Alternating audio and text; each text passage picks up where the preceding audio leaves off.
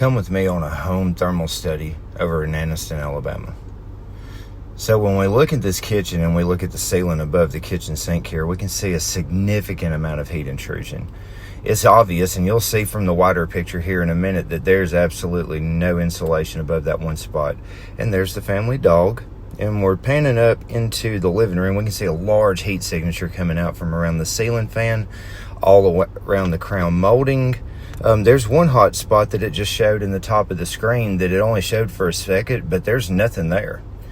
There's the TV. TV's put off a lot of heat. There's a real significant hot spot right there on that wall. And then there is the view above the kitchen sink again. Just look at that. I really don't think there's anything above that.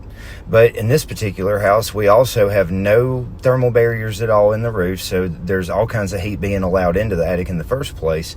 Oh yeah, and here is the sun-facing side of the house. So this is the hallway. Looking towards the end, there's nothing in the end of this hall, so that is a hot spot. Up the hall is a light fixture.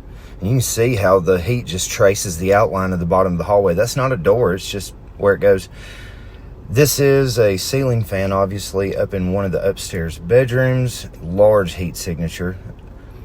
Have a significant heat signature coming around the top of the walls also. And you have to kind of let these thermal cameras calibrate. We can see the black down in the bottom of the screen. That's actually an air conditioning register puking out cold air. This is in one of the other bedrooms where the attic access actually is.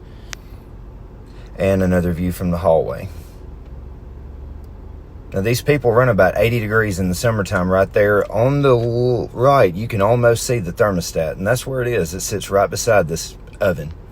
So home thermal studies give us a really good idea of what's going on in the home and why your HVAC is not cooling. If you spent thousands and your house is still hot, give us a call today. RedBeard Services is standing here to help people get rid of heat in their home.